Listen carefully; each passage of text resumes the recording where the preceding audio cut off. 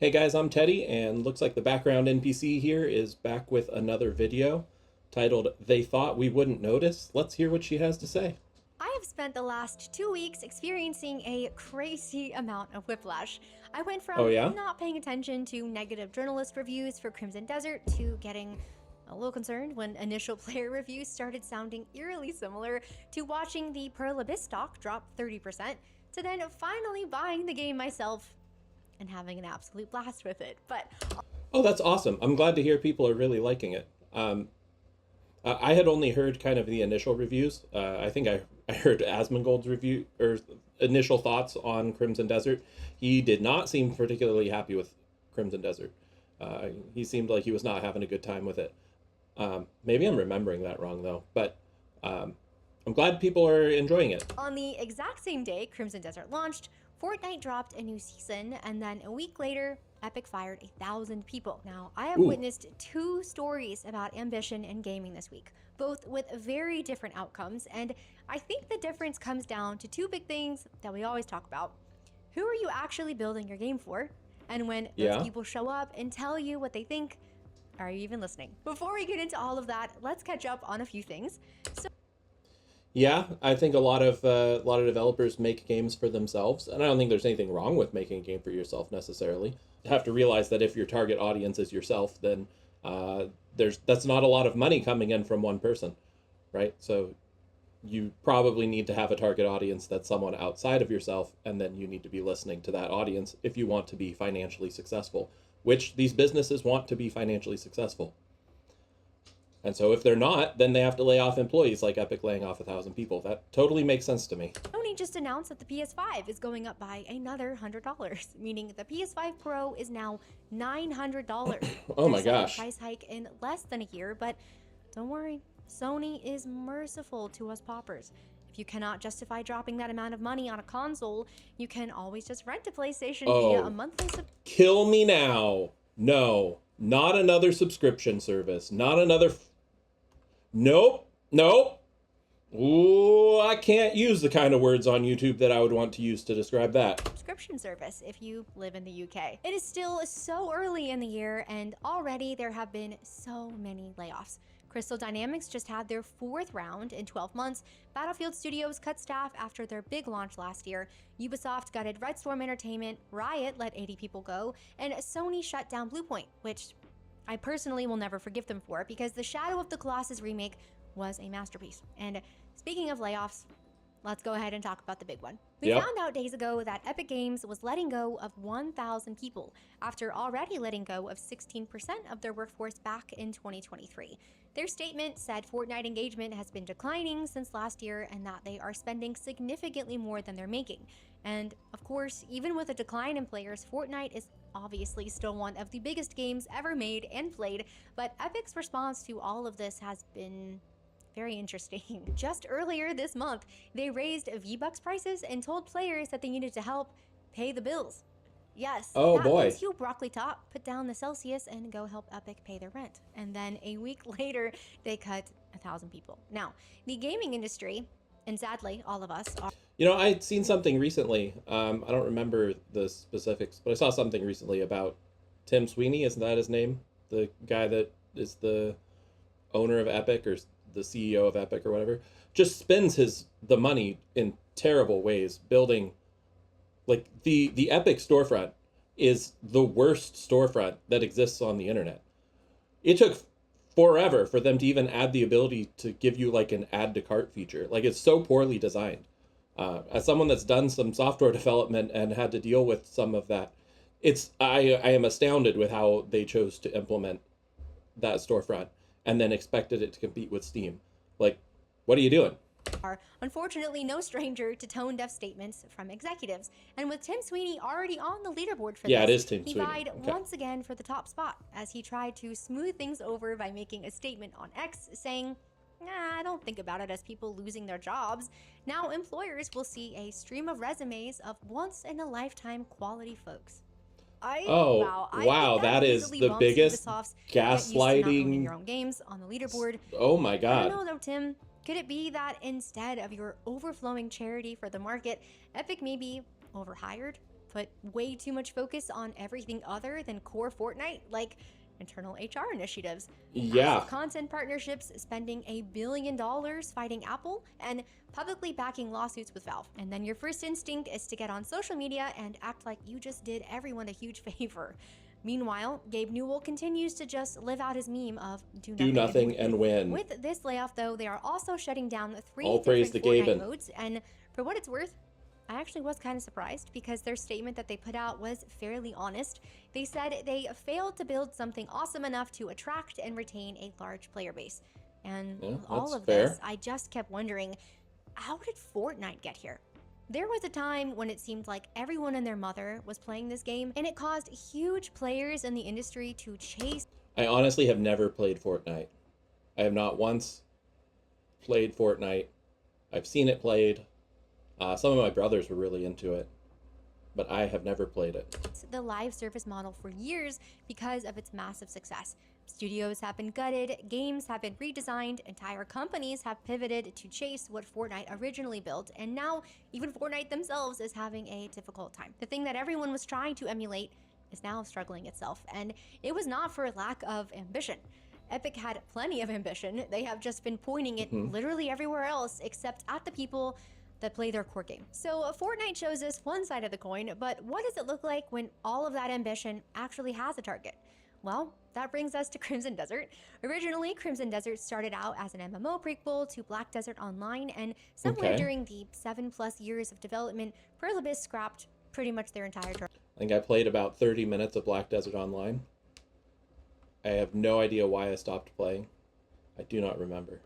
Direction for the game. No live service, no multiplayer, although that might be coming now to be determined.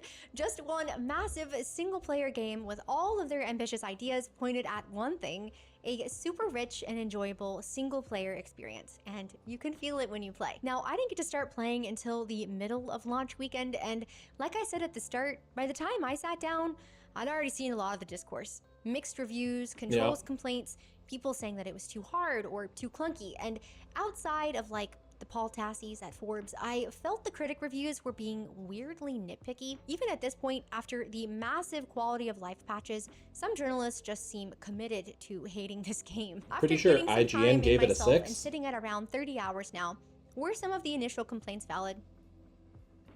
A little bit, yeah. There is a real learning curve. The controls are not always the smoothest, although I do think that argument has been blown out.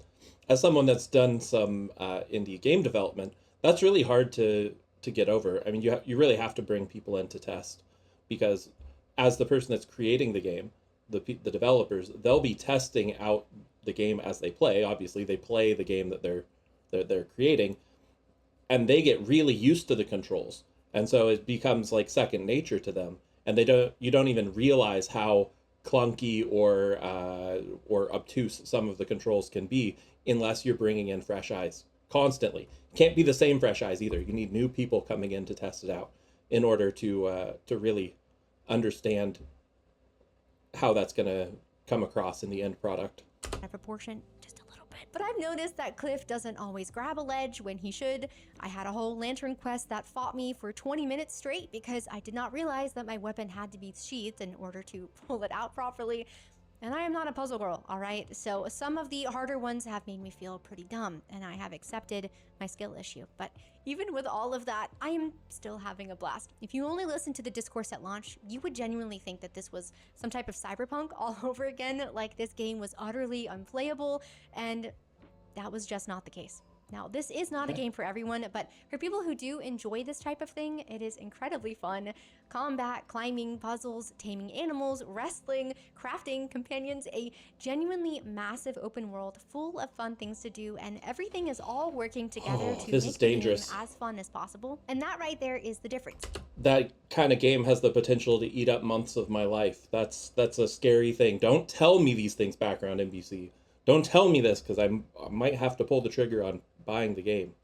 While Epic was scattering Fortnite across numerous different games and directions, Perlibis was pouring everything into making one specific thing as good as it could possibly be. And you can tell because it pops up in all of the little stuff. The background NPCs in this game have genuinely made me laugh out loud. From cussing at me and calling me the C word when I accidentally bumped them over, to an old woman randomly hitting on me in the city streets. The music of the game, I used to Irish dance as a kid. Oh no, I'm totally covering her face. Quick video interruption. I've been putting out at least one video a day. If I brought you any enjoyment, I would appreciate if you would like, subscribe, and leave a comment. I do read all of them. Thanks. Back to the video. That's better. And that one merchant theme makes me yearn for the jig. That stuff is in there because somebody at Perlibis thought it was funny or cool or beautiful and just put it in, because that is what happens when you know your audience and you want to make something that they will love. And at $70, it is understandable people are going to be less patient with any type of launch jank. So even if I personally was not as bothered by some of it, it makes sense that Crimson Desert's initial quirks pushed away certain people. But for the people who decided to stick with it, this is a game built for them, and Perlibis proved that almost immediately. Within 4 days of launch, Perlibis had their first big patch live, with tutorial improvements, keyboard and mouse changes, camp storage, boss nerfs, health item buffs. Did you say 4 days? That's pretty good turnaround for a big patch. Like, genuinely. That also makes me think that maybe some of this is stuff that they knew was an issue beforehand, and they were working on this patch well before they started getting the feedback from launch, and they just weren't able to complete it in time to get it out for the actual launch. It's a possibility. And then 10 days later after launch, a huge patch. 5 new mounts, faster load times, a sprint toggle, reduced gliding stamina, thank you, instant crafting, bulk storage. They even...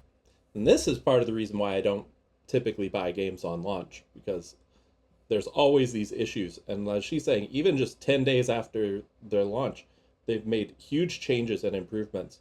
Now, if I do go in and play it, I will have just a much better experience than those who went in on the first day. Added a prompt for using keys to unlock doors, which was something I personally was very excited about. 2 major patches in 10 days. They are moving wickedly fast, and yes, it would have been nice if all of this was just there at launch, and I am glad that people have spoken up, but honestly, it feels really good to be heard. Combat does look pretty cool. Like, I genuinely feel like I am a paying customer again. I bought a game, told them what was frustrating, and they fixed it. In days, not months, not years, and that is sadly not something that should... It's not unlike going to a restaurant and having something brought out to you that something isn't cooked right or something isn't, you know, if you ordered your eggs over easy and they come hard boiled, you say, well, this isn't what I ordered, this isn't what I wanted. They go and they fix it and they get you what you had actually paid for. It's weird to me that in the video game industry, there seems to be this new comfortability with people getting the wrong things, with not being given what you are actually paying for, and then needing to wait months or years for them to actually fix it. It's the, oh, well, they'll fix it in time. No, just give the product done. I'm not going to go and order a cake and then be okay that you gave me some dough that isn't cooked. It's like, no, you have to finish the product first. Feel like an anomaly, but after years of, notably Western AAA, studios treating player feedback like an Avengers level threat instead of just useful and helpful information, it kind of is. That used to be the norm. That used to just be how this worked. Either the game released polished to a T, or the developers were ready and waiting to accept and act on the players' responses. And the fact that this feels so rare now says way more about the industry than it does about Perlibis. We paid for this game, we showed up, and Perlibis is treating us like that actually means something and is important. Like we are people who bought their game and deserve to have a good experience. We're not a problem to manage, or a community to pacify, or just a revenue stream to optimize, just their customers who they want to make happy. And the reason that they could move that fast is actually the whole point. They were laser focused on their game and their audience, so when players showed up with feedback, there was nothing else competing for that attention. And instead of getting defensive about it, blaming their audience, lashing out over the critical reviews, they just Listen. I'm also curious the size difference between Pearl Abyss and a company like Epic. Obviously, Epic does more than just Fortnite. There's a lot to it, but the fact that they had 1,000 people to lay off means that they're already a very large company, and it's very difficult to change direction or to fix issues in a very large company. There's lots of red tape, lots of people's voices needing to be bounced off of. Like, there's all this bureaucracy included.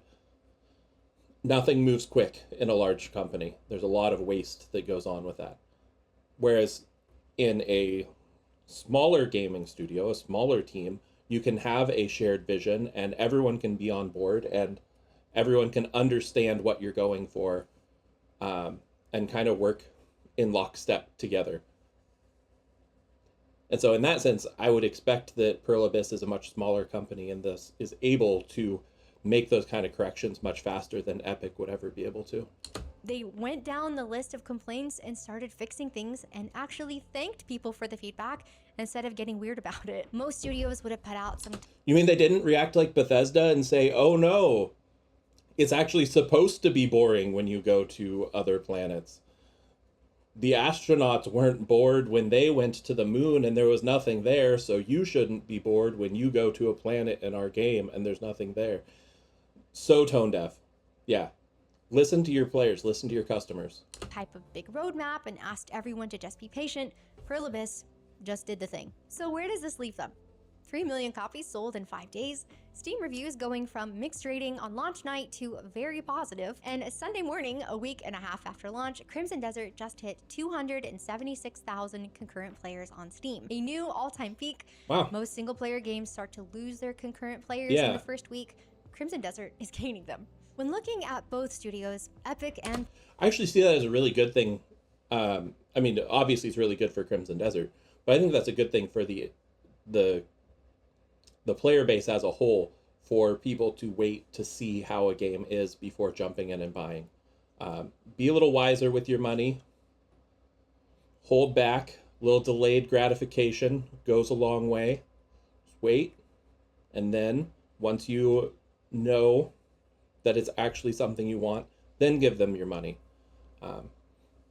Some people might purchase a game and then refund it if they don't like it, which I guess that's fine if you refund in the first couple of days. But that does still allow companies to use your purchase as a figure saying, we sold so many copies. How many times have you ever seen a big company say, we've sold 5 million copies of this game, but we refunded 1 million copies? No, they're not going to publish the amount that they refunded. They're just going to publish the amount that they sold because it looks good for them. So you do have to realize that you are actually contributing to their sales figures when you buy a game and then refund it. Pearl Abyss, it is clear that both of them have ambition, but everything Pearl Abyss has done is to make their game more enjoyable for the people playing it, and everything Epic has been doing for the past few years or more is to...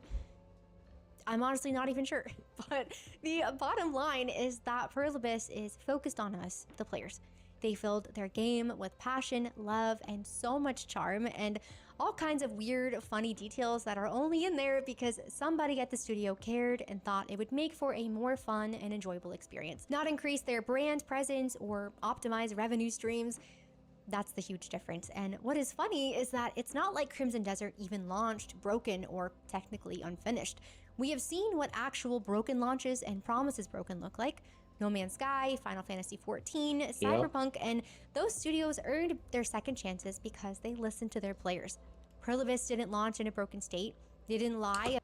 They did earn their second chances. They did earn it back, though in a lot of ways, I think No Man's Sky in particular, their story of being a monumental failure and then climbing your way back up has in a lot of ways been a detriment to the gaming community.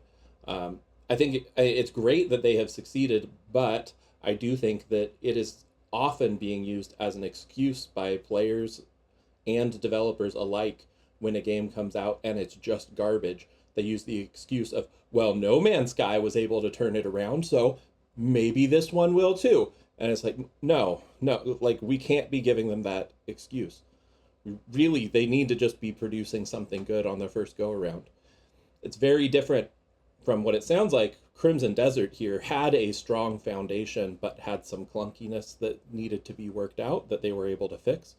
But that's very different from No Man's Sky, which was not good. It was a terrible game on launch.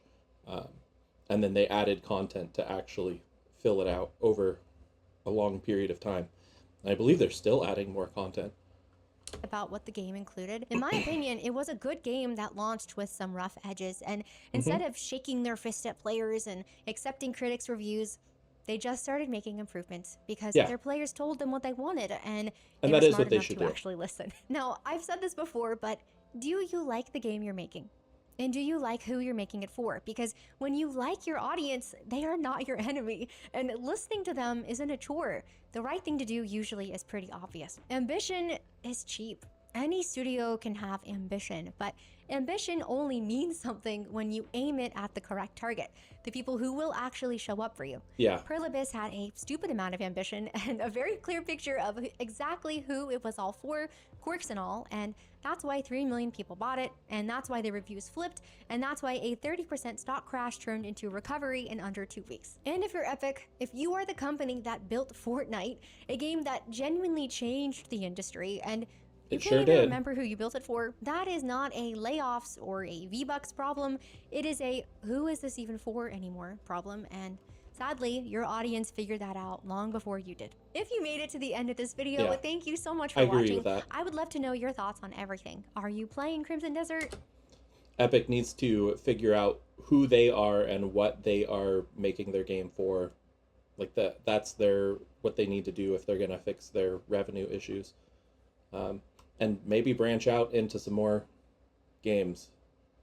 Actually get some stuff out there. If so, what do you think? And Pearl Abyss, if you are somehow listening, well, apparently you might be, because you've literally just added. And by branch out into more games, I want to clarify, I don't mean to have this team of people trying to work and follow a bunch of different things, because I think a big takeaway from this video is that developers need to be focusing on the product that they're making. But I mean, split off into separate development teams, essentially separate studios. Make separate small studios that can each focus on their own thing. Keep it small and focused so that they can work collaboratively well together. And then you can build up a great catalog of games that each are maybe filling different niches, but aren't having to fight with each other, if that makes sense.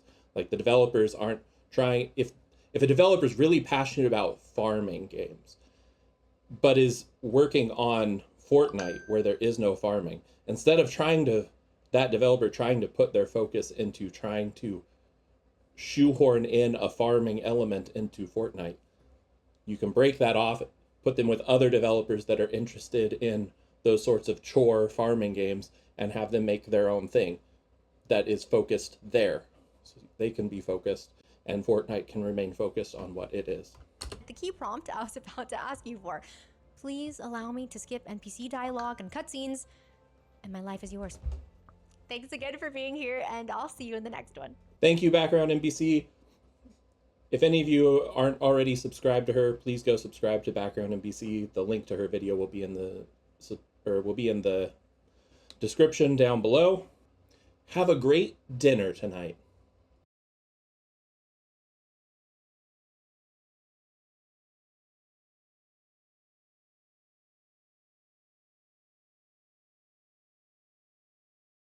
Oh no! You've ended up in my den! You must think that this is the end! But you have no need to fret. There is still more to come yet. Click on subscribe to let YouTube know just how far this channel should go. More will come later, or if you so need, click on another video to see more of me in your feed.